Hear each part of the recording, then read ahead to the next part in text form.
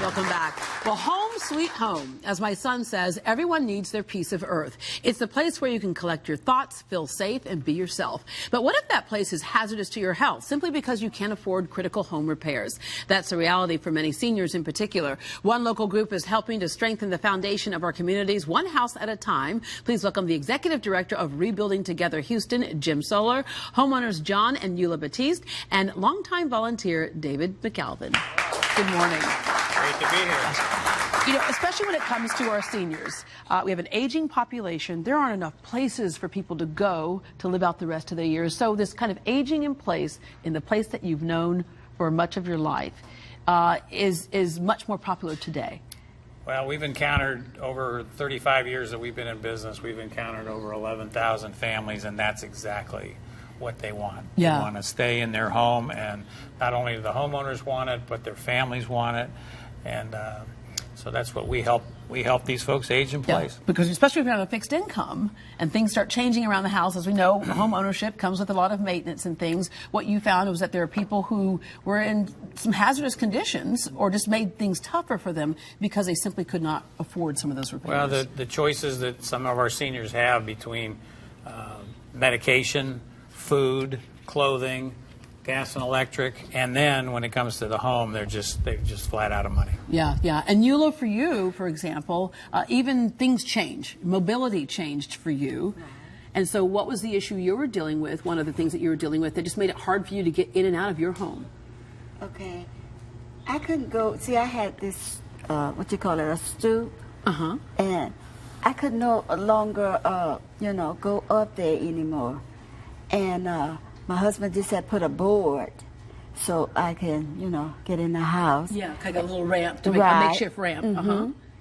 And so that was, you know, my issue. Yeah. Because one day my husband was out of town, and it took me half of the night.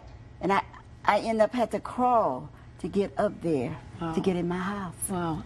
And John, things just start to rack up after a while, don't they? Around the house, you see this, you see that, and you're like, ah. Yes, yes. And another thing, too, it made the house happy, it made her happy, and that means the whole house is happy. Oh, that's right. Yes, because one of the things that you all were able to do, and David, you're a longtime volunteer, and you led the crew at John and Eula's house. So one of the things you did was, instead of that makeshift ramp, you built something much more sturdy. Sure, we built a new porch, and so it's at door sill level, so you can walk straight out and sit out on the porch and be outside. And then we also put a permanent ramp across down the front of the house so it's easier for her to get in and out of the house.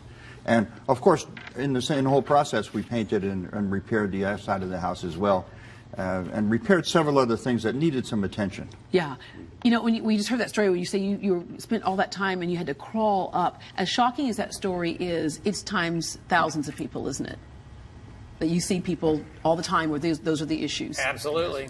Absolutely. All right. So as a volunteer, how does it make you feel to be able to go and really deliver freedom to folks like this? You know, it's one of those things that Mom said, when you're successful in life, you should share with those people who need your help. And so I have found that opportunity at Rebuilding Together Houston. And I do the inspections of many of the homes, which is an inspection of the house and a visit with the homeowners to see what the needs are.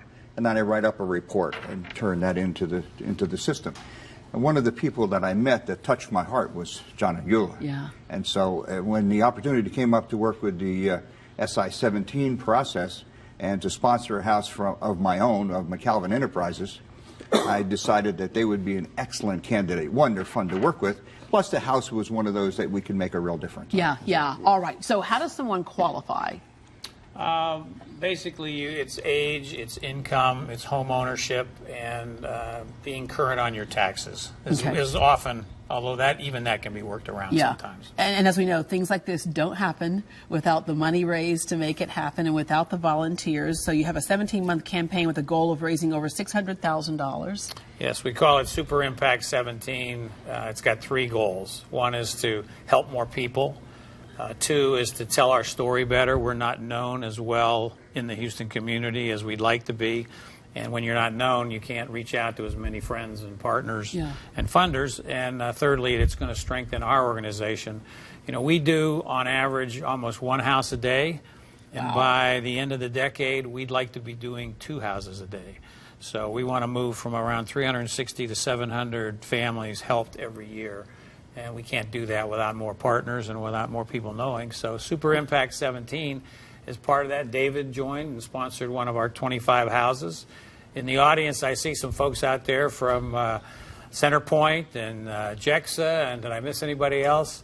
We had some folks maybe from SWE Homes, and these are all companies that have joined in supporting corporate citizens who have joined us to help more people and get our message out. Yeah, and as you said, when that house is stable, and it helps to stabilize the community as well. KHOU11 is also one of your media partners, and we have Cheetah Johnson and Tom Tynan are the honorary crew members, so they are taking part in this as well. You need volunteers, you need donors. To be a volunteer, what kind of skills do you have to have? Now, obviously, if you can sponsor, that's great, but do you need kind of hands?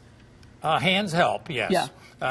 You really don't need technical skills, because usually on a crew of 15 to 25 people, you've got some skilled people, and they help the people that don't have skills. And there's always unskilled work to do, and painting is always available. Yeah, all right. I'll run the food. I'll bring the lunches. How about that?